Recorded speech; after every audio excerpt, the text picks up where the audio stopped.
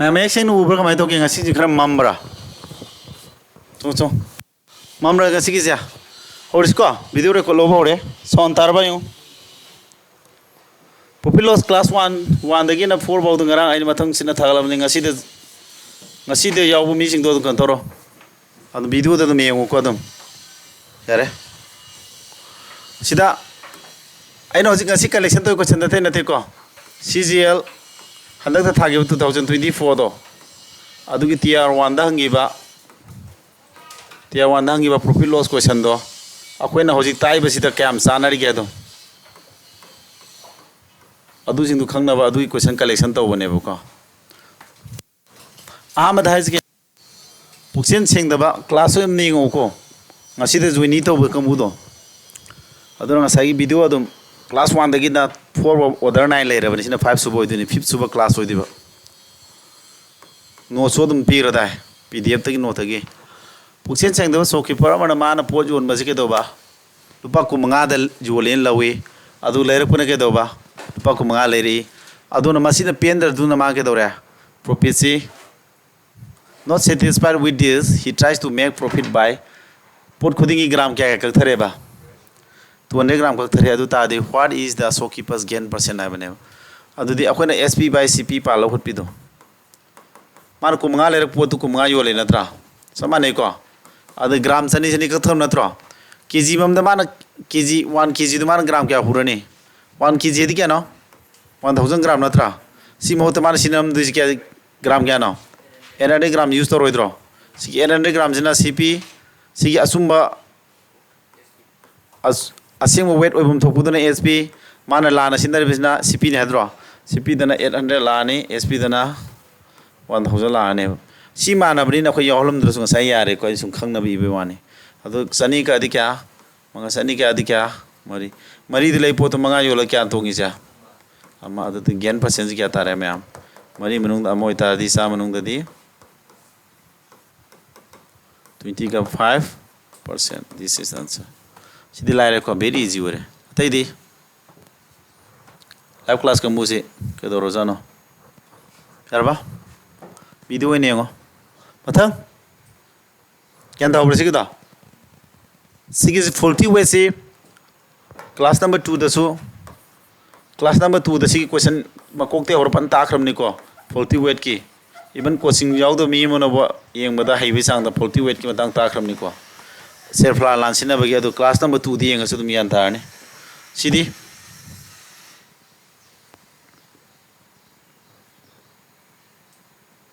this one is margin namana ke do mai posage ka yo le no 12% hande ba true weights asem mo weight ki hande ba di yo le no adu to ya adu finance gain percent होना होलो सी क्या ताने में हम चाह रहे उसे क्या ताने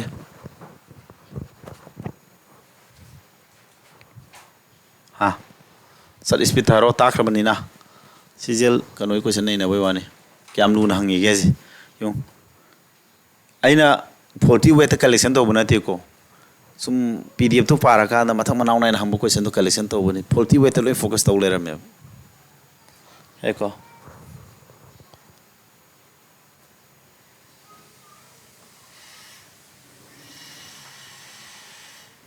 aba kya tare hendro se sir YouTube live uri ba kamu viewers sing haro dana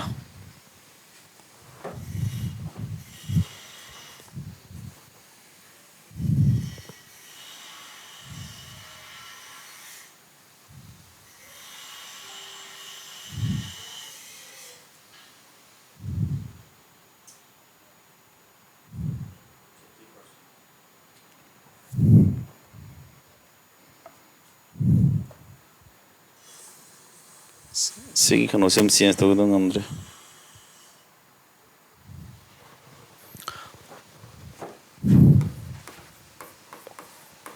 André SP di kan masih nih ya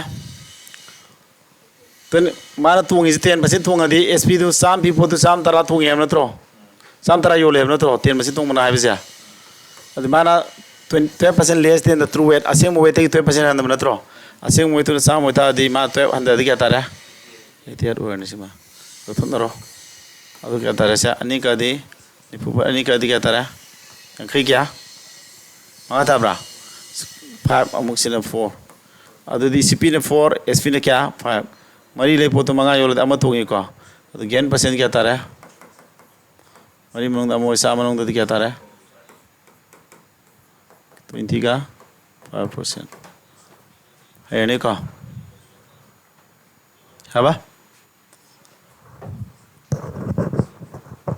next hai ne ko next to sidi namana apple khara lupa sat chate kun ge lei mahang na price tu negotiate tore ngang na re aduga lupa ni ni handale apple khudingi masina maram oraga namanjina could buy namana mi maming ni ko could buy 4 more apples apple mari hena ponare then what he had brought earlier man han lere muduri how many apples did he originally ma kya legi kya tani sam thairo se question je understand donga hojana na kya no just 1 minute kuma khalo just khidang kok sang question oi ko aduna khalo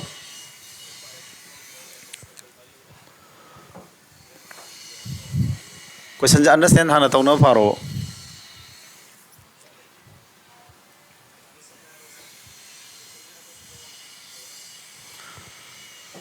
male kya no 720 na tro si question je option check te hot pana di khwai fani sum ko option dagi holo option check to gada basum angka sidi kaman hosi ge muna taw mara lupa sate kunjigi apple khar lei rure ko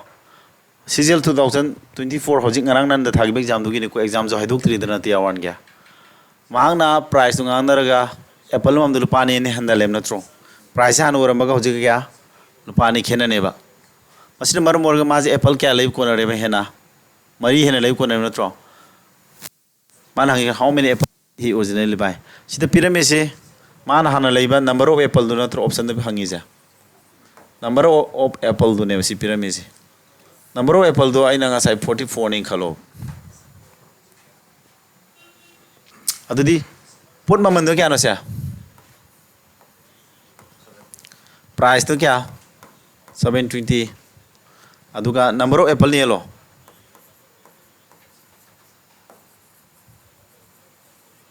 price the number of apple nahi yellow ba price the number of apple ne ladi ke dor kari phangani kari phangni sa pot maman du da apple masing du ne tho ba apple maman phangoi dro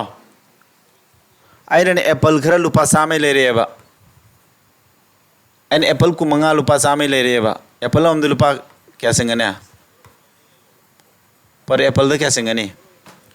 an apple ku manga se lupa same gi le re I apple om da kya singne de kumanga ne thu phangoi dro ata di pot masing du na apun ma mamandi yen bhai apun ma mamandi da pot masing apple masing yen bhai ba sa kai phang du na among gi mamandu du na tro sumi ko ata di number of apple du moin hangis number of apple hangam mane ba du pirami option ji number of apple likhan na 41 yen ja bra sa ka gya bra ya de masem kai taroi dro do sima to 44 sima answer oi bagi chance nahi arba atang 44 na taba 40 ani eladi train thui mari train thui umfu kya thara 15 dabra apple om lupa kya singya apple om da lupa 35 singye hoji option du matui na ko apple om lupa 35 singya hoji man ke doya pot maman lupa kya tare ba pot maman lupa ni ni handa de kya singa mana trom du singa mani ado apple da kya lai ko ne ba mari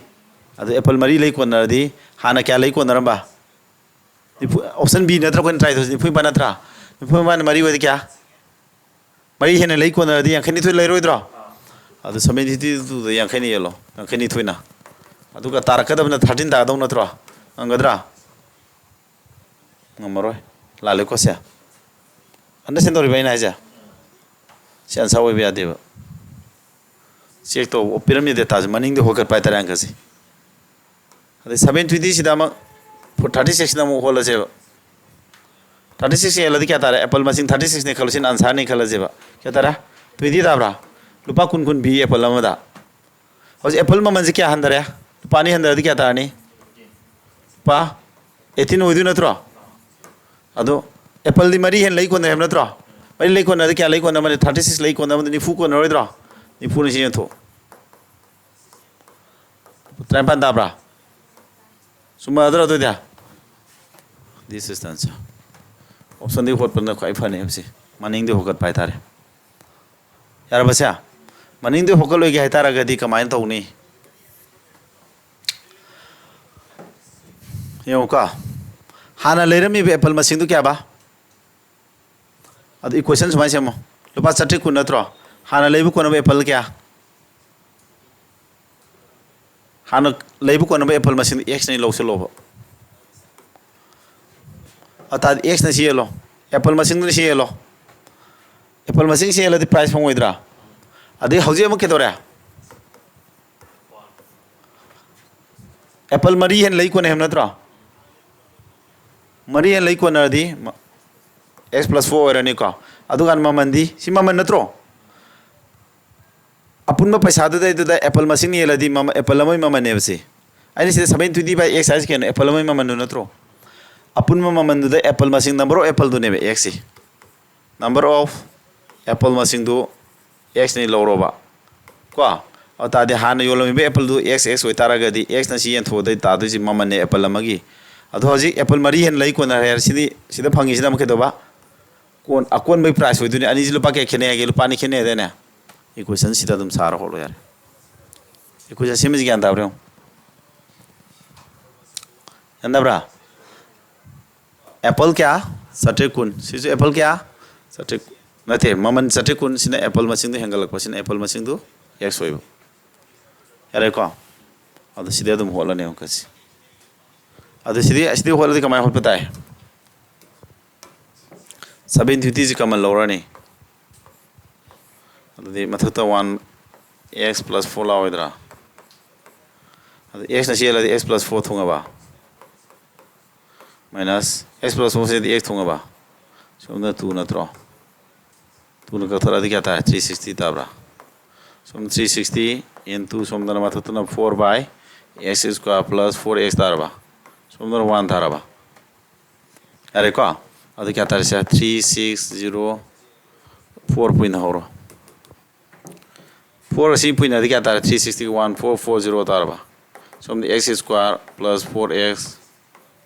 तारबा सिदी हम equation सागला दि क्या तारने से x square plus 4x minus क्या 1440 equal to 0 तारबा कई तारे सिदिया सिबिलुस क्या तार liner कुछ कोराडी क्वेश्चन ताद्रो पुरी नरगे सी ताबा खदों नर सी ताबा सिराने अद सिदी फोलादि करा थी दुजा पुरी नरगे सी ताबा खदों नरगे 4 ताबा अद साइड 36 का ना ता गया 40 का ताब्रे नंबर अनि तो पुरी नरगे क्या ताबा 1440 खदों नरगे ना सी माइनस ना ताबा खदों 4 ताबा अद नंबर अनि तो कना तारे नंबर सिंग दुदी 36 and 40 ताद्रा युने ताइको अता x की वैल्यू पुतो शॉर्टकट am ताके देने x वैल्यू जे अनि फंगनी आम वैल्यू दना असो मसिंग दुना माइनस लाने को माइनस लादि लो यारोय को -40 लाने मसिंग अमा x वैल्यू जे और अमा दुना केदोबा अनि जे माइनस लाई ताको साइन मानरो हम अमा दुना प्लस 36 लावइद्रा अद सि लोने दम सि तारे दम पाना कोराडी को बोलदि मतम जे am लेंगदी ओइदुबा सांगदु को अदुना ऑप्शन दि होतपदु नदि फै CD. Find again percentage given that CD sold her scooter for this. Gaining 1/6 of the CD. Pyramid asigi poda song sang the question jam yawe. Most repeated type question in CGL 2024 gi history da CGL 2024 की question set में हमारा तो quite repeat तो वो type जैसी नहीं क्या ताने सीधे अरे वो ने लोग तुम्हें साजी मिट ना इलुम लुम भी तो क्या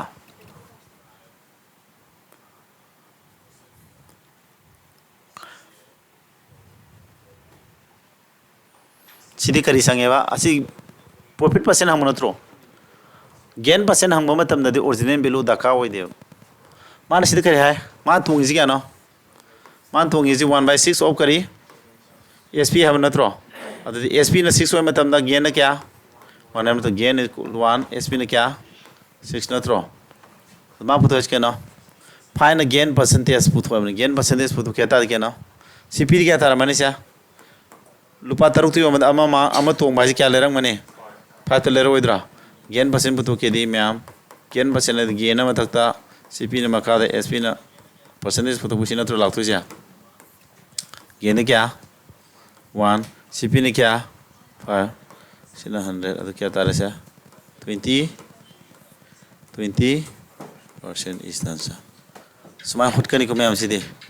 यूट्यूब कंबूज का नाम तक आसार रखते चुपचाप में है लाइव कंबूज यार को ज्ञान था हो क्या प्रिया और आदि हरे तो प्रिया आदि घूमे यार प्रिया वेरी गुड तो दी प्रिया का तो नहीं दाता जी दी कनोने करी की मोटी है तारे प्रिया रीजनिंग फन तौर दो ने कोई किसी देखी आई क्लास प्लानिंग अमा चेंज तो थोबने को जिके क्लास में नुक्ति संगल नेबा जेस लाई संगल ने लेक ताप फन है मखन मोयाम नोंगाय अदुगा मेस्कर रीजनिंग हां लुसिलानेबा अते गिजो रीजनिंग दी कोई रोय था पारोय जर सतुइने नमगाय मी यामा मिनने ता नम ता तक्सिलाने रेकॉर्ड लो थमने बैना अदु लोरगा इंग्लिश सिलाने जीडी का मुइज मा हागरे गोंदस नोंगायने अदु प्लान दा तौरे थोक्स यारबा मथंग दे सिजु रेसो सारो ओपन लाई दुनि सिताब से उनको the profit gain on selling a certain product is 320% of the cost price. If the cost increases by this and the selling price remains the constant, then what percentage of the selling price is the profit? Is the profit? Tamiragi ne kosina. Percentage of the selling price is the profit of the profit. Sina sar tamiragi English ne me amsim don't mind. Harabasidi. क्या है no से profit gain on selling a certain product is 320% of the सिदगी ratio profit से के दोबा 320% of करी 320% आदि समाला होइद्रो ओ cost price हम नत्रो percent दो इना मखा हानि ओंथोकरे CP ना चाम होय मतमदा प्रॉफिट ना क्या 320 चाम ले पोत सी तोंग या दु क्या लेरा मन योला मने समरी कुन दारबा understand तो इको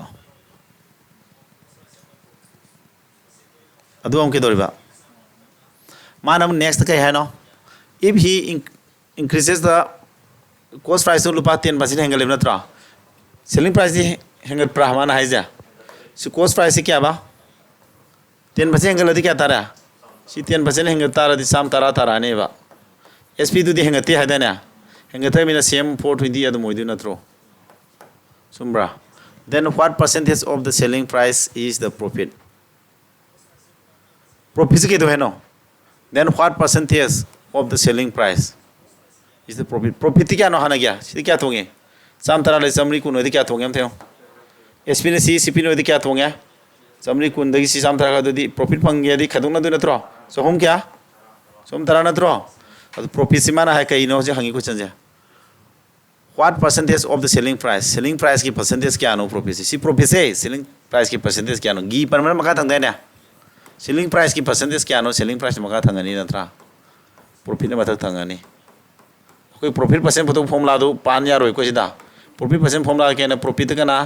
CP divided by 100 नत्रो सी मतंग से यूज तौर दबई मरम दु खंगे दना क्वेश्चन दा मान करी हरमे सिना या देखो what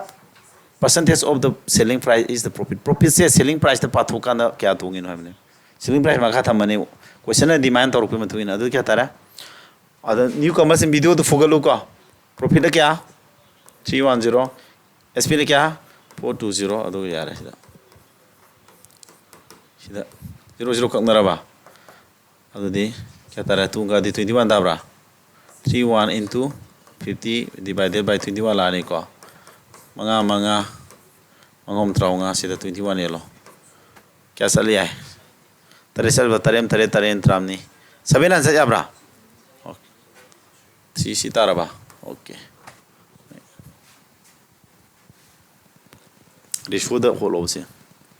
नशन तो का यम ज्ञान थाब्रो सी क्वेश्चन जे यम को वीडियो दिएगा कम ज्ञान दाब्रे यम नेक्स्ट सीधी very simple ने सीधी CGL ngakta ni ko si CGL 2020 ga for TIER-1 ngakta ne ba se सीधी कमाई था बा cost price के selling price ratio very easy न थ्रो माइस के नो 25% थोंग यो लेम न थ्रो लेर फदुना क्या लेर फदुना साम होय तारा गदी माना क्या बा तू 50% थोंग क्या यो लमने साम मनुंगदा तू 50 थोंगनी तू मुद्रा क्या होय दुरिबा माइस प्रॉफिट से 50% एम न थ्रो 50% सी नत्रो साम पीब पोतु क्या थोंगे नो 50 थोंगे नत्रो अब एसपी दी क्या तारने 350 तारो कना एसपी की सीपी रेशियो पुतो नत्रो cost price to selling price ratio पुतो कॉस्ट प्राइस कतना दी यांखै अनि यांखै न का दी क्या तरे थोंब्रा माइ थक तनो को लान के दो दुनी प्रिया सी तारे वेरी गुड प्रिया तनी होलिज प्रिया ममांग बी ताब्रा सुमे प्रिया लोई सुमे अतै जो अदम आंसर हारप कस कायदे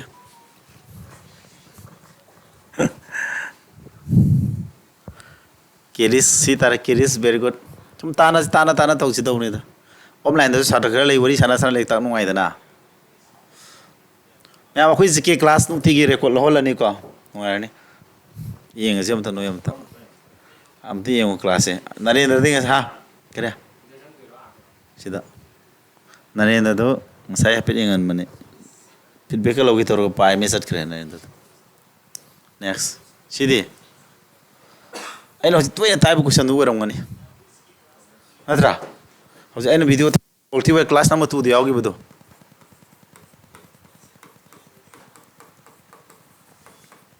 ulti class number 2 dia augi bet class number 2 di am to ini yagra question ne ko adum kitang di aina haning ba malai ko CGL tha ba ji kitang ta ke bata to question wahi wata lai thuk lesin khar yawra kan adum concept ta chalo ba ko haji maroi na kan 140 we da am hange ba na ki kano se CGL ki TIER-1 question je Ramesh ना मागी राय से 36 kg दी योली kg दी लुपा हम पुतरुकता लेरक पना कुंठा ले रही है अदुमाना kg मजी मोत के दोबा 800 ग्राम दो नहीं योले एक्चुअल परसेंटेज ऑफ रमेश ना तुंग इस क्या ना हाई ना रोसे 50% था ब्रा ऑफलाइन हाले को अदुदी ऑफलाइन कमुना हाई है ऑफलाइन बसेस लाइव नहीं तुंग नहीं जी को तीनों वाइवर क्लास नहीं तो इसी offline buses live ma'am offline हार में तो कहीं साउंड को लाइव कंबू लाइव ना कहाँ गलत हो ऑफलाइन कंबू जी याद रहे मरम दिल लाइव से कितना लेक ले बने बा सम स्लाइडली मिनट तिफा दबी दो को सेकंड तारा मुंगेप नहीं नबने एसपी ने क्या नो लुपा कुंठा ले पोतो क्या योली बा कुंठा तो योली सीता चाम ताक रे को अदगी माना kg मधु 800 ग्राम से नेम नत्रो 800 ग्राम से सीपी हुई नहीं है देने kg मधु ना एसपी हुई नेम नत्रो कक्टर न रसी मंगा मेरी गादी मपन मंगा गादी तारो 9/6 है जब कक्टर न दी 3/2 अनि मनोंग दा अमा तोंगे सा मनोंग दा दिसी प्रयासों में वेरी गुड का अनि मनोंग दा अमा रीजनिंग जो को आइना मैम रेकॉर्ड फन लौरगा ने क्लास नोइना खंतो या मारांग कायना क्वेश्चन नहीं ने बसंग सपोज ngasi बुदे ai डाइस तौगिन प्लान तौरे डाइस ते होरनी ए सॉरी कैलेंडर दगी मरु बुदि कान ओइदम ने कनो ददी MTS का तने हंगे CGL दो हंग देबा अदुबो मर अदु हंग फसु एम मिसलेनियस टाइप तो का अदुगा आयंग आइना कोडिंग दी कोडिंग ताकपो बोइरो अमा बोइरो मई दु थाव यादरा दुगिदो कोडिंग दी कोडिंग ताकपो बोइरो अमा बोइरो क्वेश्चन जे अमा नि खक ताकपि तौरो रोइबा मारांग कायने नहीं नराने तारे ने को आदि GD ꯀꯥꯡꯕꯨꯒꯤ ꯆꯥꯅ ꯂꯣꯏꯁꯤꯟꯕ ꯀꯩꯅꯣꯁꯦ ꯄ꯭ꯂꯥꯟꯁꯦ ꯑꯩꯅ ꯇꯧꯔꯤꯁꯦꯀꯣ ꯑꯗꯨꯒ ꯍꯥ ꯑꯗꯨꯝ ꯑꯗꯨ ꯍꯥꯟꯅ ꯇꯧꯈꯤꯁꯦ ꯂꯣꯏꯁꯤꯟꯈꯤꯁꯦ ꯈꯔꯒ ꯇꯧꯒꯣ ꯍꯥꯏꯔ ꯌꯥꯏꯌꯦ ꯅꯣꯏ ꯇꯧꯈꯤꯁꯦ ꯍꯥꯏꯔꯒꯗꯤ ꯑꯗꯨꯗꯩ ꯍꯧꯅ ꯔꯦꯀꯣꯔꯠ ꯂꯧꯍꯧꯁꯦꯁꯨ ꯀꯥꯏꯗꯦ ꯁ꯭ꯇꯥꯔꯇꯤꯡꯗꯣ ꯍꯥ ꯏꯁꯄꯤꯠ ꯊꯨꯗꯕ ꯍꯥꯏꯅ ꯑꯗꯨꯗꯒꯤ ꯇꯧꯔꯁꯤ ꯌꯥꯏ ꯀꯩꯁꯨ ꯀꯥꯏꯗꯦ ꯍꯥ ꯃꯦꯊꯃꯦꯇꯤꯀꯦꯜ ꯑꯣꯄꯔꯦꯁꯟꯗꯒꯤ ꯍꯧꯁꯦꯁꯨ ꯀꯥꯏꯗꯦ ꯀꯣꯏꯁꯟ ꯈꯔꯗꯤ ꯅꯝꯃ ꯂꯩꯔꯦ ꯍꯧꯖꯤꯛ ꯅꯝꯉꯥꯏ ꯃꯤ ꯑꯗꯨꯝ ꯗꯦꯛꯁꯇꯣꯞ ꯑꯃꯁꯨ ꯆꯪꯈꯠꯂ ꯔꯦꯗꯤ ꯊꯝꯃꯦ ꯑꯩꯅ ꯑꯗꯒꯤ ꯃꯥꯁꯨ ꯀꯝꯄ꯭ꯌꯨꯇꯔ ꯈꯔ ꯅꯝꯕ ꯃꯇꯦꯡ ꯈꯔ ꯄꯥꯡꯍꯟꯒꯗꯧꯕꯅꯤ ꯅꯝꯕ ꯈꯣꯠꯄ ꯈꯔ ꯑꯩꯅ ꯈꯣꯔꯁꯥ ꯈꯔ ꯇꯧꯔꯒ ꯇꯧꯕꯗꯤ ꯀꯥꯟꯅꯗꯣꯏꯅꯤ ꯅꯣꯏ ꯇꯥꯛꯀꯗꯕ ꯂꯩꯔꯤꯛꯇꯣ ꯅꯪ ꯅꯝꯕꯤꯔꯛꯄ ꯍꯥꯏꯁꯦ ꯅꯪꯁꯨ ꯈꯔ ꯅꯣꯂꯦꯖ ꯑꯣꯏꯔꯅꯤ ꯑꯩꯈꯣꯏ ꯇꯥꯃꯦꯔꯥ ꯍꯣꯏ ꯏꯪꯂꯤꯁꯀꯁꯦ ꯂꯤꯡꯉꯩ ꯎꯗ꯭ꯔꯣ ꯏꯪꯂꯤꯁ ꯂꯤꯡꯉꯝꯅꯦ ꯇꯥꯃꯦꯔꯥ ꯍꯥꯟꯅ ꯑꯪꯒ꯭ꯔꯥꯖꯤ ꯍꯥꯏꯔꯝꯕꯗꯣ ꯍꯧꯖꯤꯛ ꯏꯪꯂꯤꯁꯀ ꯍꯥꯏꯕ ꯍꯩꯔꯛꯑꯕꯅꯤ ꯁꯥꯔ ꯇꯥꯃꯦꯔꯥ ꯍꯣꯏ dishonest free seller sells fish at 20% profit but uses 950 gram what ꯁꯤꯗꯤ ꯌꯥꯝ ꯇꯣꯏꯅ ꯌꯦꯡꯉꯣ ꯀ꯭ꯂꯥꯁ ꯅꯝꯕꯔ 2ꯗ ꯌꯥꯎꯕ ꯉꯥꯛꯇ ꯅꯠꯇ꯭ꯔꯣ ꯑꯗꯨꯝ CGL TIER ꯍꯌꯦꯡ ꯀꯩꯅꯣ ꯍꯥꯏꯗꯣꯏꯖꯥꯠꯅꯤꯗ ꯍꯟꯗꯛꯀꯤ CGLꯁꯦ ꯑꯩꯒꯤ ꯀ꯭ꯂꯥꯁꯇꯨ ꯌꯥꯎꯔ ꯆꯠꯂꯝꯕ ꯑꯣꯏꯗꯤ ꯌꯥꯝ ꯆꯥꯅꯩꯒ ꯍꯥꯏꯔꯛꯗꯣꯏꯖꯥꯠꯅꯦꯕ ꯑꯩꯅ CGL TIER-1 ꯍꯟꯗꯣꯛꯈ꯭ꯔꯦꯕ ꯄ꯭ꯔꯣꯐꯤꯠ ꯂꯣꯁ ꯇꯥꯛꯄꯁꯦ ꯀ꯭ꯂꯥꯁ ꯅꯝꯕꯔ 2ꯗ ꯌꯥꯎꯒꯤ 40 ꯋꯦꯠ ꯉꯥꯛꯇꯅꯦ ꯆꯞ ꯃꯥꯟꯅꯗ꯭ꯔꯣꯁꯦ ꯃꯁꯤꯡꯗꯨ ꯑꯣꯟꯅꯕ ꯅꯠꯇ꯭ꯔꯣ ꯁꯤꯗꯤ ꯁꯤꯝꯍꯥꯗꯔꯣ 20% 120 by 100 ꯑꯗꯨ ꯇꯥꯔꯗꯤ 195 ꯑꯣꯏꯔꯒ 120ꯒ ꯂꯥꯛꯅꯔꯅꯤꯀꯣ 95ꯀ 120 ꯂꯥꯛꯇꯣꯏꯅꯤ 95 500 by 19 very good ꯁꯤ ꯆꯨꯝꯅꯤ ꯍꯥꯏꯀꯣ ꯍꯣꯔꯦꯟ ꯊꯨꯅ ꯄꯣꯠꯇꯨ ꯎꯕ ꯉꯝꯃꯣ ꯃꯤꯠꯇ ꯗꯛ ꯂꯥꯎꯅ ꯃꯈꯥꯗ ꯀꯌꯥ ꯂꯥꯛꯀꯅꯤ ꯃꯊꯛꯇ 120 ꯃꯈꯥ 95 ꯂꯥꯛꯑꯅꯦꯕ ꯇꯨꯡꯗꯣꯏꯁꯤ ꯀꯌꯥꯅꯣ ꯍꯣꯔꯦꯟ ꯑꯟꯁꯥꯔꯁꯤ ꯀꯌꯥ ꯇꯥꯔꯦ ꯀꯛꯊꯠꯅꯔꯗꯤ 120ꯒ ꯁꯤ ꯀꯩꯅꯣꯗ 20 19 ꯑꯗꯨ 19ꯒ 20ꯗꯨꯗꯤ 5 519 ꯀꯣꯂꯣꯝ ꯊꯥꯗꯕꯤ ꯇꯧ ꯌꯥꯕ ꯄꯣꯠ ꯑꯣꯏꯕꯁꯤ ꯁꯦꯀꯦꯟ ꯂꯣꯝꯗ ꯍꯥꯏꯇꯥꯔꯦ ꯍꯌꯦꯡ ꯑꯦꯛꯖꯥꯝꯗ ꯁꯨꯝꯕꯁꯤ ꯃꯇꯝ ꯃꯥꯡꯍꯟꯒꯅꯣꯕ ꯀꯃꯥꯏꯅ ꯍꯣꯠꯇꯣꯏꯅꯣ ꯑꯩꯈꯣꯏꯒꯤ ꯍꯧꯖꯤꯛꯀꯤ SP by CP ꯀꯣ SP by CP ꯍꯥꯏꯗꯤ ꯀꯩꯅꯣ SPꯁꯦ ꯀꯌꯥꯕ ꯆꯥꯝ ꯄꯤ ꯄꯣꯠꯇꯨ 10 ꯊꯣꯡꯉꯗꯤ 120 ꯁꯤꯅ ꯑꯁꯦꯡꯕ ꯋꯦꯠꯇꯣꯟ 1001 KG ꯑꯃ ꯍꯥꯏꯕꯁꯤ 1000 ꯒ꯭ꯔꯥꯝ ꯂꯧꯈ꯭ꯔꯦꯕꯀꯣ ꯃꯥꯅ ꯁꯤꯟꯅꯔꯤ ꯋꯦꯠꯁꯤꯅ ꯀꯌꯥ 950 ꯒ꯭ꯔꯥꯝ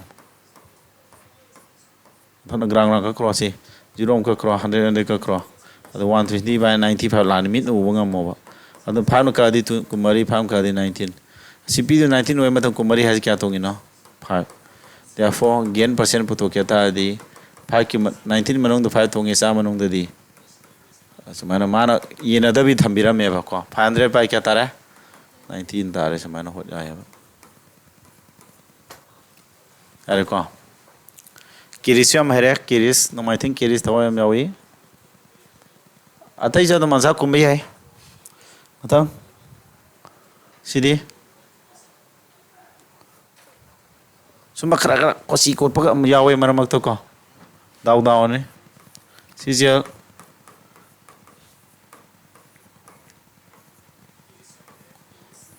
ꯁꯨꯝꯕꯅꯦ ꯃꯔꯛ ꯃꯔꯛꯇ ꯑꯩ ꯋꯥ ꯑꯃ ꯑꯦꯗꯚꯥꯏꯁ ꯑꯃ ꯄꯤꯔꯝꯒꯦ ꯁꯨꯝꯕ ꯃꯔꯛ ꯃꯔꯛꯇ ꯑꯩꯈꯣꯏꯒꯤ ꯍꯥꯏꯕꯗꯤ ꯂꯨꯕꯗꯤ ꯅꯠꯇꯕ ꯋꯥꯍꯩ ꯋꯥꯇꯥꯁꯤꯅ ꯈꯤꯇꯪ ꯀꯨꯆꯤ ꯀꯣꯠꯄꯒꯤꯀꯣ ꯃꯇꯝ ꯈꯔ ꯆꯪ ꯇꯥꯏꯞ ꯑꯣꯏꯗꯣꯏꯅꯦꯕ ꯁꯤ ꯁꯨꯝꯕꯁꯤꯅ ꯕꯦꯁꯤꯛ ꯀꯟꯁꯦꯞ ꯁꯦꯡꯕ ꯃꯤꯅ ꯑꯗꯨꯝ ꯅꯩꯔꯛꯀꯅꯦꯕ ꯁꯤ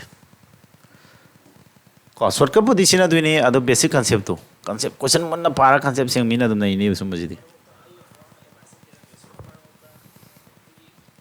ꯌꯦꯡꯉꯣ ꯑꯝꯇ ꯃꯤꯅꯤꯠ ꯑꯃꯒꯨꯝꯕ ꯏꯅꯥꯎꯇꯣꯝꯕ ꯅꯪ ꯀꯩꯅꯣ ꯇꯧꯁꯤꯜꯂꯣ ꯚꯤꯗꯤꯑꯣꯗꯣ ꯑꯝꯇ ꯌꯦꯡꯉꯨ ꯑꯩꯅ ꯄꯥꯕ꯭ꯂꯤꯛꯂꯤ ꯀꯣꯛ ꯊꯥꯒꯠꯄꯅꯦꯕ ꯁꯤꯒꯤꯗꯤ ꯚꯤꯗꯤꯑꯣ ꯊꯥꯒꯠꯂꯣꯏ ꯍꯥ ꯐꯨꯕꯤꯂꯣꯁꯀꯤ ꯉꯁꯤ 4ꯗꯣ ꯌꯦꯡꯈꯠꯂꯣ ꯖꯔꯔ ꯑꯗꯣ ꯁꯤ ꯑꯩꯅ ꯀ꯭ꯂꯥꯁ 5 ꯑꯣꯏꯍꯟꯗꯣꯏꯅꯤ ꯁꯤꯕꯨꯗꯤ ꯚꯤꯗꯤꯑꯣ ꯑꯞꯂꯣꯗ ꯇꯧꯔꯣꯏ ꯄꯕ꯭ꯂꯤꯛ ꯑꯣꯏꯍꯜꯂꯣꯏꯕ ꯑꯩꯈꯣꯏ ꯁꯥꯇ꯭ꯔꯅ ꯑꯩ ꯁꯨꯝ ꯉꯔꯥꯡꯒꯤꯗꯣ ꯀꯩꯅꯣ ꯇꯧꯕꯩ ꯋꯥꯅꯤ ꯗꯨꯀꯥꯟꯗꯥꯔ ꯑꯃꯅ ꯆꯤꯅꯤꯁꯤ ꯂꯨꯄꯥ ꯀꯌꯥ ꯂꯨꯄꯥ 44.8 ꯀꯦꯖꯤꯗ ꯂꯨꯄꯥ ꯁꯤꯗ ꯌꯣꯟꯕ ꯅꯠꯇ꯭ꯔꯣ ꯆꯤꯅꯤꯁꯤ ꯁꯔꯨꯛ 5 ꯊꯣꯛꯄꯩ ꯑꯃꯁꯤ ꯀꯩꯗꯧꯈ꯭ꯔꯦ ꯏꯁꯤꯡ ꯌꯨꯁꯤꯜꯂꯛꯄꯗꯒꯤ ꯃꯥꯡꯈ꯭ꯔꯦ ꯍꯥꯏꯕ ꯅꯠꯇ꯭ꯔꯣ what should now be the selling price per kg of the rest of the sugar to have 5% ꯇꯣꯡꯅꯤꯡꯉꯦꯕ ꯃꯥꯅ ꯂꯦꯝꯍꯧꯔꯤꯗꯣ ꯀꯌꯥ ꯌꯣꯟꯗꯣꯏꯅꯣ ꯁꯤꯅꯦ ꯑꯗꯣ ꯍꯥꯟꯅ ꯂꯩꯔꯝꯃꯤꯗꯣ 1/5 ꯍꯥꯏꯕ ꯐ꯭ꯔꯦꯛꯁꯟ ꯁꯤꯖꯤꯟꯅꯔꯒ ꯍꯥꯟꯅ ꯂꯩꯔꯝꯕꯗꯣ ꯀ꯭ꯋꯥꯟꯇꯤꯇꯤꯗꯣ ꯍꯥꯟꯅ ꯂꯩꯔꯝꯕꯗꯣ 5ꯅꯦꯅ ꯂꯧꯔꯣꯕ ꯑꯃ ꯃꯥꯡꯈ꯭ꯔꯗꯤ ꯀꯌꯥꯗ ꯅꯥꯎ ꯀꯌꯥꯗ ꯉꯥꯏꯍꯧꯔꯅꯤ ꯍꯧꯖꯤꯛ ꯀ꯭ꯋꯥꯟꯇꯤꯇꯤꯗꯣ ꯍꯧꯖꯤꯛ ꯀꯌꯥꯗ ꯉꯥꯏꯍꯧꯔꯅꯤ Mari dengan hello. Anda sentuh iko. Manga thukui manu ama mangre hai bani na manga le ramai hoji ama dengan ama mari de quantity mari dengan hai re. Kiji de kya? Kiris ki A ni hai re ko. If so ke cells kiji de kya na tu dia? Kiji da 48 thari na tro. Ahan bai ja koina samana 5 kg ni lor su kai de ko. Sina hoji kya? Kiji mang 4 kg dengan horoi dra. Ata de mana kg de lupa kya yon mano 44.8 per kg yon mano tro ata ga di ma kya no ma tunga mi ja 10% tunga mi no tro cp putho ya ne di cp putho ke di sp 100 by kari kya ba 100 plus profit na tro adu chama kya la ne 112 la ba cc ka adi kya to re 0.4 adu kya lupa kya singi lupa 40 singdra ha ata di pot manga gi ni pot manga gi sp pot manga gi kya ta ne lupa sani gi na ta man lai ri ja natro ma usi kya na ma toning gi ja 5% toning na tro now adu 5% toning adi ccp ni ko pot manga gi cp ne ba ko pot manga gi cp ni adu te mar 5% toning adi now spg lupa sani do kya 5% thong edi 10500 la oidro kya tara dudi kya ta ni lupa sani tara yon dia roi na tro adu pot kg mari ni kg de kya tha tare per kg de kya yon tare sani tara sida mari yelo aba mari manga kun tara mari ni nipan kun mari manga 52.5 to yola ni rupees sama hotare yan dai ko ma haja I think kiris am ngan satu na here am here very good quantity loksin baje quantity 5 kg ni khalo mana sida c1 bada 20% tongi ha bida ki cp pu thog yare adu amum na lupa ni fu oita adi pot manga du gi mamanje pot manga du lupa sani yor mani adu mana hoji ke dore lupa sani ji mana 5% tongi ha di lupa sani tara yon de adre adu poti mari de ga hore adu ta di pot mari ji kya kya thadok tare yankhani 2.55 to yon ta di mari ge si puina di si tar ne adu di phang ko asmana hot kan yan dabra yum da khara mun ne ngo he nam gyan ta ni sum ba ko gyan ta ba je makhal mina har gyan ta ba du di ngak tang gi ga we ba asa isa gi manung de gi han ta ba no kai di fa ba ni ko mi khodi mi isa gi language sam adi knowledge loksin ma je isa gi we ba language ta hanjil lo ba mi gi copy to wi na ta bi da adu da gyan ta nga ma ga di fare ko e ko video da sam ni ngo adu ga has CD Sol 5 season you know dukandar amana 5 by CD hanagi all type ti oi ko se takti tala khine ba ina taktri noi do ko hanagi all type id kiran chetorais to kiran chetorais me sta dum yaurag lebo question type to oi bane se CGL 2024 gi ngak tani ko mayam se tharam da boy wani TIER-1 2024 latest question oi ri bane se na क्या ताने से दुकानदार माना निपान तो कोई मंगा से मार क्या जो लेबा 20% ना सीख तो आई प्रॉफिट लॉस अमा ताके में लेदा गया एखनो दा परसेंटेज की याम पॉपुलर ओइबा टाइप अमा लेबने a plus b equal to c हारे सी की टाइप की मेथड तो सी टाइप की खोतो निसिंगो दum यो पोसे क्या न निपान थोपगी मंगा हम नत्रो total layer mi nipan ni loro ba nipan thopoi manga ado nipan thopoi manga natra lemori ni kya nipan thopoi manga je ke do hena mana si nipan thopoi manga je kya thong yon ba 20% thong natra plus 20 remaining du na kya yung da ba remaining ni kya yon ba lemori na kya yon le ke lemori sau sin natra remaining total na sisna 5 by 8 have a part to Nico.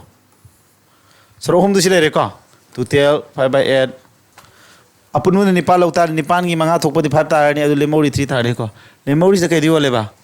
Cost price over Monotro. Cost price over the tongue more 0%. Tung the Mount Mangdodi. Other to tell the Kalaka to tell Gizicate with the Gizikangdom in Extamo. She get away again. Tom not up wanting a silence up to Gare. adudi remain da seni tisinara kya ta si ta doi natro si kya ta 3 0 puina di 0 plus manga si ga di sama somda kya tara x tara ba adu ta di x puto kya ta di 100 ta era lani adudi 1/8 ki percentage form di kya ne ba ta ha percent natro suma lo eko ta ha percent ki risk ki sume hai ni ko se sin a plus b equal to c type the line ho jabane suma se so sarago ko this is the answer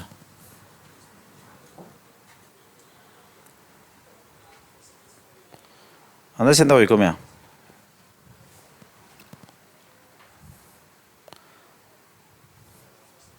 Awesome. A seller sold 19 cookies for rupees 95 instead of 20 cookies in 1 kg. Sitting a customer sitting there, what is the gain if the seller bought the cookies for rupees 76? Lady Meduna Lupa 76 the Lerek Poi Taragadi. Man Tungido, percentage natrigo Atumba rupees the Katagation. Tane.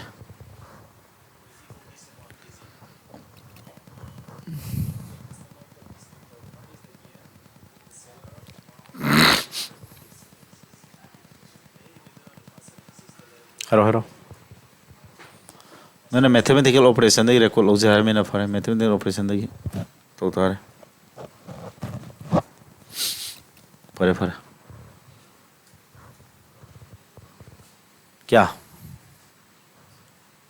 सीसे को मसाम संगबो एब्रे सिगिजा question जिना लेखाइरी ने कोई बता जिना हम transparency ओहेंदबदो transparency आदि मंगान फावदो सतंगमदो नतिको अमा लेरी मागी word अमा ट्रांसपेरेंसी आबदि अकोइना इजीली अंडरस्टैंडेबल ओइबदो खंग इरालाइन खमंगमजे ट्रांसपेरेंट ओइबो कवेबको होय वताजी अखोइदा ट्रांसपेरेंसी कितंग वाले पाव फावदो कितंग लुबदो पोसे तासंग नारगदि पोट कुन्नेबा सिदा हनिंगे माना केजी में पोट कुन कोकी कुन चलगा योनगदबदो माना लुपा 95 सिदा कोकी 19 गथ योनथोएबा सि कोकी को हारिब असावर मखल वर माले को अल कस्टमर दा मिनमगा मा लेरे पदे क्या बा रुपीस 76 नट्रा सिना तापदि केजी में दा 1 केजी दा क्या पोट क्या याउदिबा 20 कोकी याउरनी सिना मेन तौरिसि को अदुगा मागी कॉस्ट प्राइस ने क्या लेरकपा लुपा 76 द लेरी हाबगी आइडिया ने वा पीरिसि अदुबु माना योन मजे के तोया एसपीसी लुपा क्या दा 95 योन थयो कुकी क्या 19 योन थोखरेबा कुकी कुन नत योंग दौदा केजी में 19 दा हाप योन थोखरेबा पोडम सफौरे को पोडम सफिदु ममन कानरने प्रॉफिट परसेंट नते पतो तुजे अमम द क्या संगे कुकी कुन ने को कुकी कुन ममन 76 नत्रा पीस क्या सिंगने पीस सिंग 76 तो 20 येलो क्या तारा तूने कहता 30 ताब्रा लुपा 3 पॉइंट क्या अममदा लुपा क्या सिंगल लेरी नो 3.8 सिंगल लेरी तो अदुदी माना योन कुन लेरक पदु 19 पिथोदे अमा ज फौरे को अदुगी ममन जेमा मासी तोंगनी सिमा गेन ओइदु नत्रो सिमा तोंगनी अदे अमक लुपा 76 ले पदु 95 योन थोकी बा हाबि लुपा क्या am तोंगेदा 9 क्या पर 19 नमग तोंगबा असेंग बगी 76 लाइक पदो 95 योन बसी लुपा 19 तोंगले पोट नम या फोबगी क्या 3.8 अमगा पुना क्या तारे 22.8 सी तोंगेबा अदु तादे आंसर क्या तारे ऑप्शन नम सी तारे अरे को समय होलो यानी इंदरो मैम से मिन तौरसे केजी मदा केजी मगी 20 कोकी 20 तौबई महत माना 19 तौर आइदे महत है जी असेंबदु सी ओइदुने महत है जी नत्रा अतादि मा 19 यो ले अमा या फेर सिमदि सिदा मिन तौरसे अदो माना ngasai लेर कि मतम दु 76 लाइक पुन अतादि योन असि 1 केजी की कुन तौगदब सिनेबा असेंब को सी कुंजिदा केजी में सारगा पोट लुपा हम 76 की लगी द फोन है बा अदु पोट अमम द लुपा 3.8 सिंग मुद मान पोट ट्राम फन पिथोखर अमगी ममन में काना लेजरे अदगी के दोरे 95 यून की बासे क्या नो 19 अमग तोंगे पुना 22.8 तोंगे समान अरे को मथंग दे दुकानदार अमना लुपा 44 के ये कॉस्ट प्राइस ना 40 नी मशीन पेलक तरदुना मान प्रॉफिट से 200 ग्राम हुराले असai mamang question 1 nam yawgi do adu cp के sp mana le tan se mana dev ko do holo si kya tane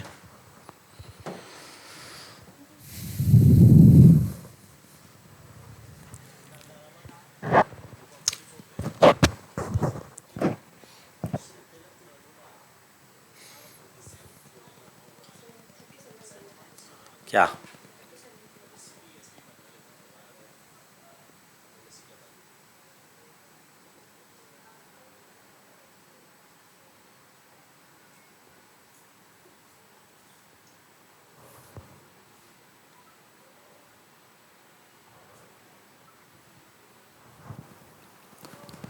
यूं को अदि sp by क्या sp by cp नत्रो माना लुपा क्या इफू लेर पुत क्या योली ना इफू मरी नत्रा अदु के दोबा अमुक शेयर फलाजी 200 ग्राम हुरा लेम नत्रा 1000 हो गदा बदु क्या 200 ग्राम हुरा 800 ग्राम होनी को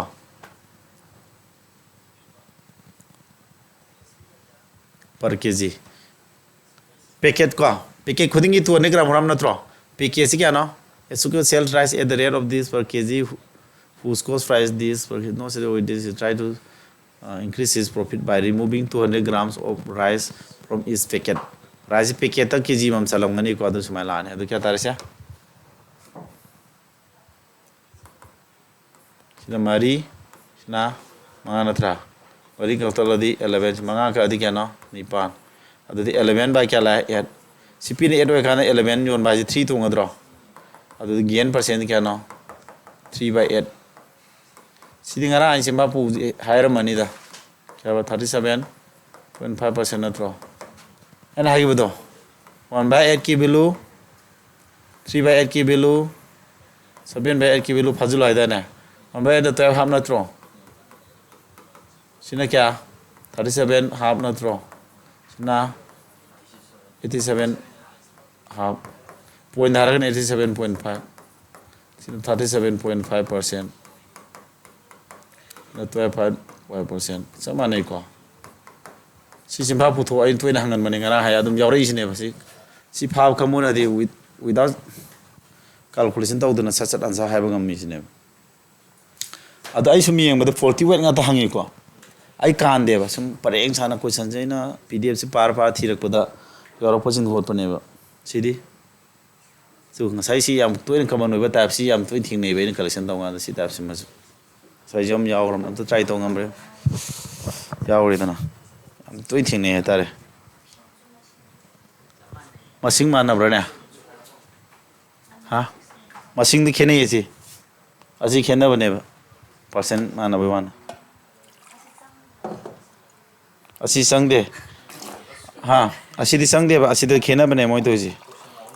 kusa chatra na di asi bilu piram ma ji yeng lai di ne ba khang do na di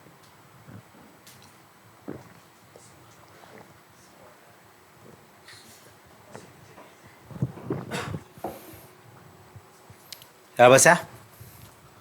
masang de adu kya tare man yor gain to ris ne ba sp di taruk thok phai amane hamna tro cp di manga tar amane ata ke no final gain percentage photo ke di ke no manga nong da ma to nge sam nong da di kata 20% natro this mana सीधी line ही को किरिस हम हेरे मथम अतई लाइरे को मैं पोटिन दी सी जो इन तोई ताके बदे ताक रमंग तो क्वेश्चन नि सानै को कितन थादुक थाजिन तोबा मोइना को क्वेश्चन जी मोइना वही बता लो ले सेम क्वेश्चन मखल क्वेश्चन खरा म्यावरी मरक सीधे म्यावरो कने एग्जाम थारे को दिंगी सुमजी थेनंग amna bane ko na mayam practice to hai ji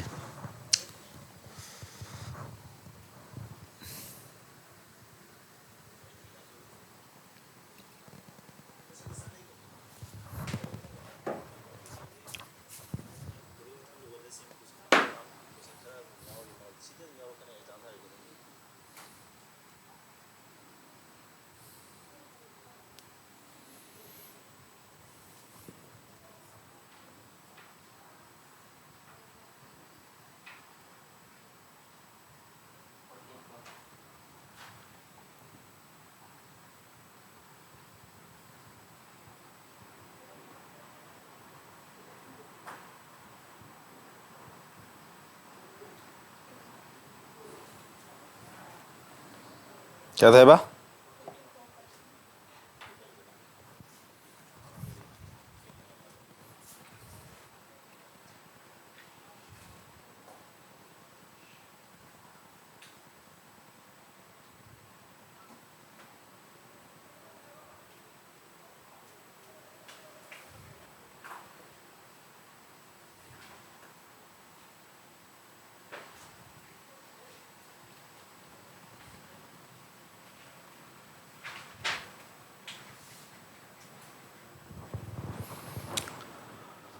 क्या बस की जे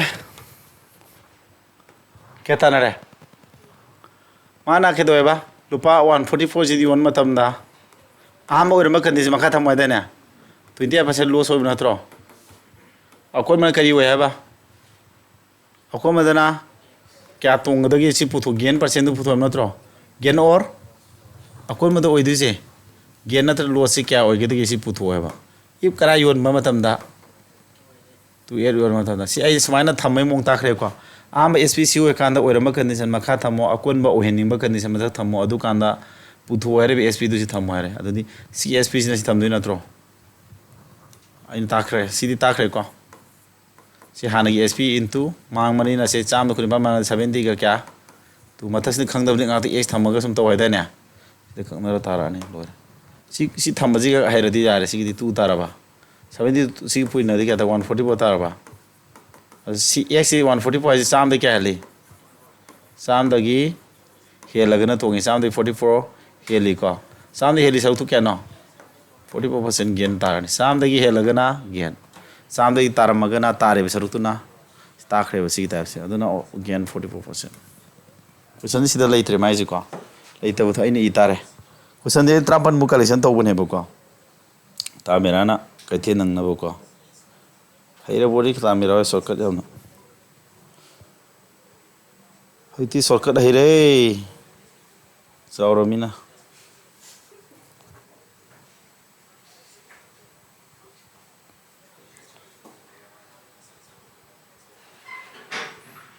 Apa? Sam hangi dah sih. Question ini collection tu siam jauh gini ba. Mana nama yang nyoron dah ni fine. Kian persen ko. Given that Sidi ngata hai ni hanjili ro. Sidi sol har scooter. Saya belu dikhene ko yon moi sana je geno gaining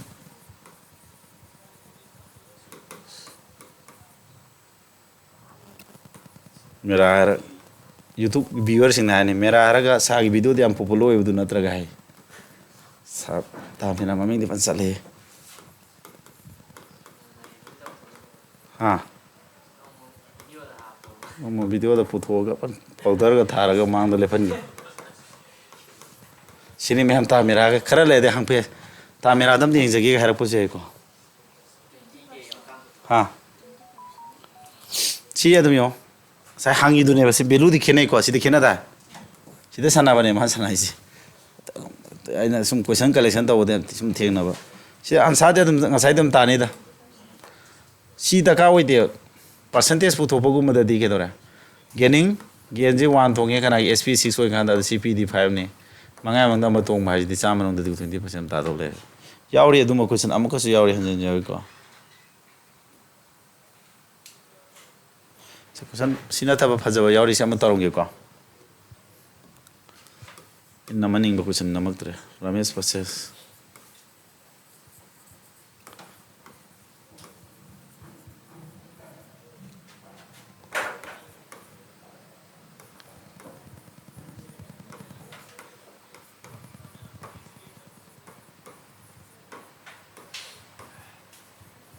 Solo itare me anko ta meran amne I helezi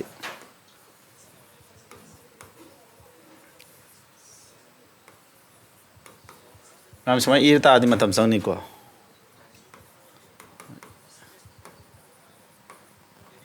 asai jiki go jadan ir ta bone ba satra jin suba boring ji di nongai na thambi rami no ko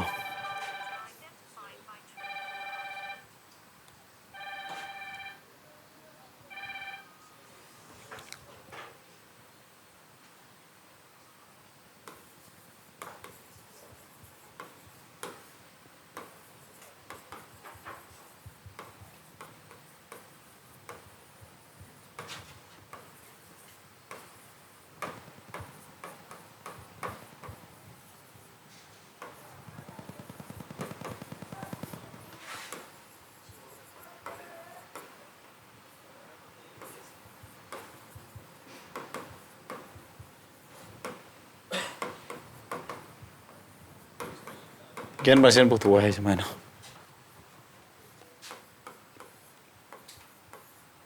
क्या ताने से 35%, 40%, C 38%, D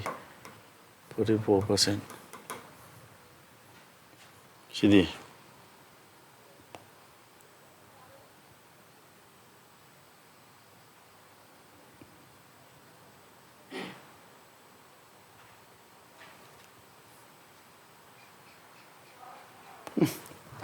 Tara ko manjile hoji ki gaining to budo masing ngo thoga ne tara ko hangbai wani do moi thamoi ji kalli ko ha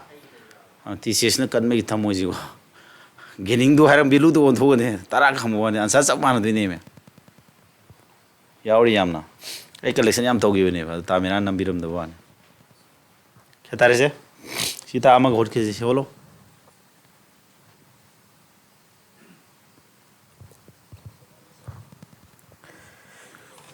weather se nau to mana kitang warang ngani ko ano weather ni adu yum chalaga ne profilos ki class number 1 ne 2 ne sam matham nau nai na sum yin khalo yani class am namjin man 3 sia mayam matam sangan ngoji chalon haro ramesh na direct sam kuntra je lupa sani sani feel le mana tangkhaya ma de kya yo leba lupa som som da ma to ko mana kya da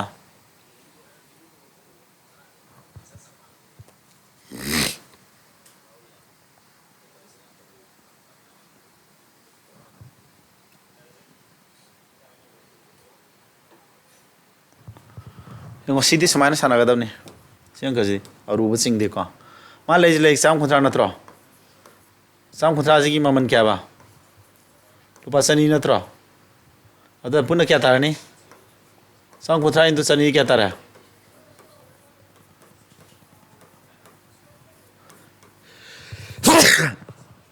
lo khar se le me ko lupa kya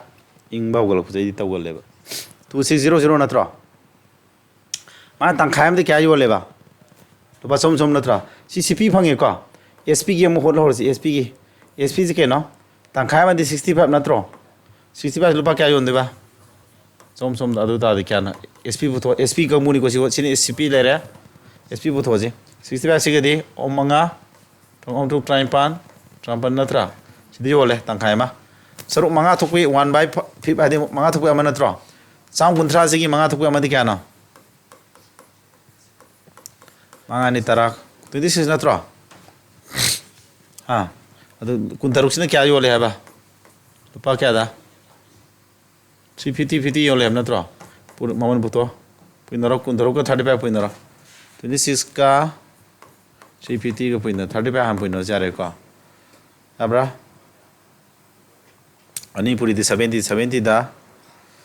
13 puri 1371 si ta bre ai ko puri na dere pui no si sino puri na phatro pui na me logic to tu thare pui na kya ta hai 70 ta dro 70 13 pui na di 13 7 kya na 91 ta bra 0 ma hapsen ge do wali ko 350 ge si ta re adi lemori budur kya da lemori buduna and the rest is the cost price kya no lupa sani na yo ndina tra lemori buduna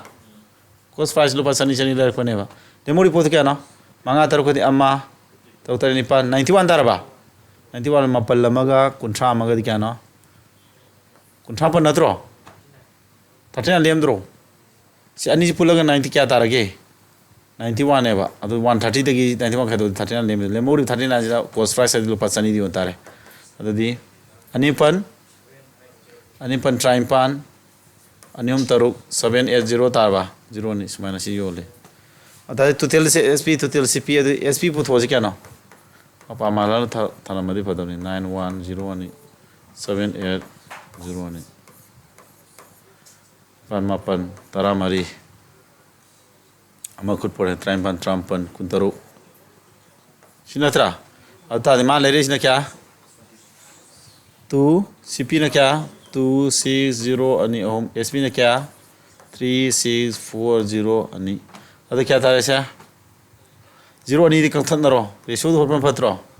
अद 260 से 2 नम यलदी 130 से 2 नि यलदी 182 तारबा 2 नम यन जारमनी ना हाँ याब्रा यंद्र से तो 130 मनों क्या तो ये से यांखै गनि थोइ नत्रो सा मनों ददी कना यारमे 13 खादी 4 थुंद्रो 40% तारमे से आंसर दी 40% सुम कैलकुलेशन खरा संगन बई पोड़ी दमा सनामी लाजी लूबदे नते कैलकुलेशन दि संगे अंक दी अरुब सिंग देबसे है को अदगी अमखक तौर लोसलसे यारे यार बस जा वीडियो तो सबे एंगो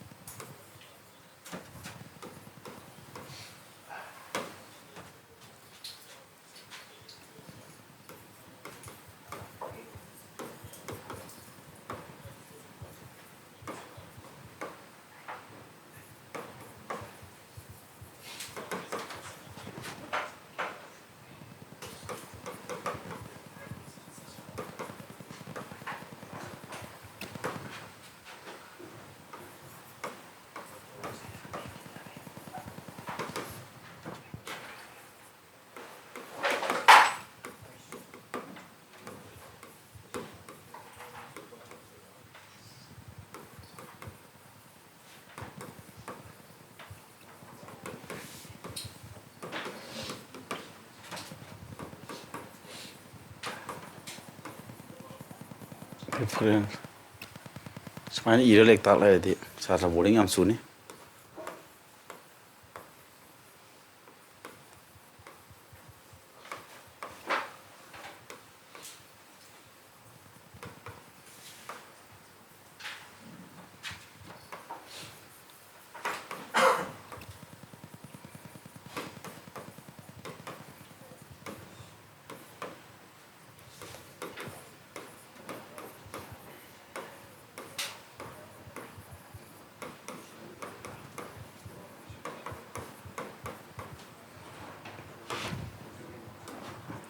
sumi ko se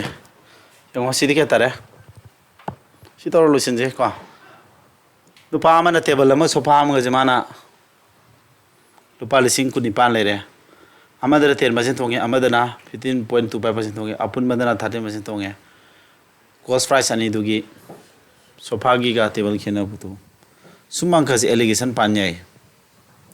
allegation palaga ni am lai dine natra ga dikhra tap kani ko allegation method palo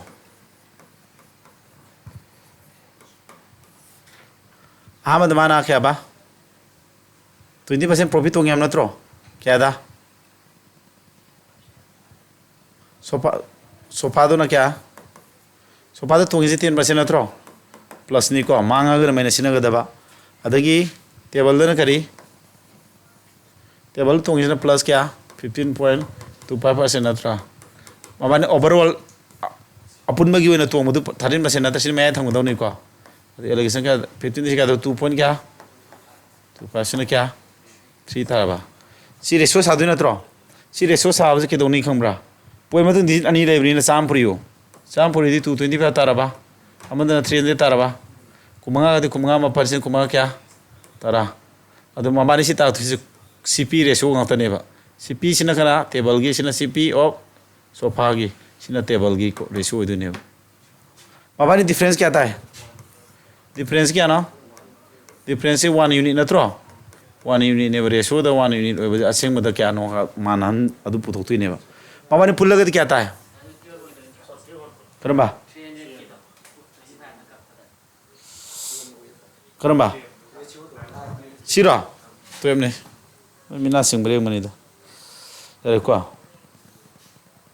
सिंग में कुमागा दी मपन कुमागा दी मरियम ट्राइन थोइने अदुदि अहम कादी अहम मरी क्या तारा दुदिया डिफरेंस है 1 यूनिट ने बा असेंग में बेलू नते को अदु अपुन मद CP नि पुल्ला 7 unit Tara 7 unit oikanda aseng madana kya 28,000 adu tar 1 unit kidi amaro adi yeladi 4 adu 1 unit kisina difference am tajare ko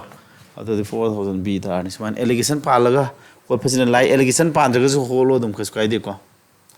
lugada bado xy lor equation sar khot pe phim la ne ba ko lugada bado aduna si profit loss ang khani si desina summa tapsina kano dia awram ni ai allegation video record lodi loigram ni ko ad fc la kan da yam thinu ni ko f tu kano da ngai ayam da sau tanga sile hai ko aduna goirani dukan da kan tawsi yare